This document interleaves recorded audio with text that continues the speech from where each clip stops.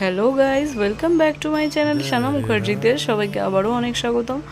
আজ আমি আর আমার ফুল ফ্যামিলিকে নিয়ে বেরিয়ে পড়েছি দিদুন বাড়ির উদ্দেশ্যে। আর এখানে দেখো, যেহেতু সব ভাই বোনেরা একসাথে হয়েছে তাই এদের তো বিরাট মজা। আর আমি আর শর্মিও এখানে কিন্তু খুব মজা করেছি।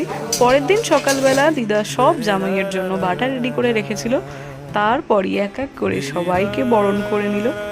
এবারে যেহেতু প্রচুর গরম পড়েছিল তাই কিন্তু আমাদের খুবই কষ্ট হচ্ছিল। এরপর আমরা সবাই খেতে চলে গেছিলাম। আর তোমরা দেখো, এরা সব ভাই বোনরা যেভাবে ঘুমিয়ে আছে, আমার কিন্তু দেখে আমার নিজের ছোটবেলার কথাই মনে পড়ে গেছিল।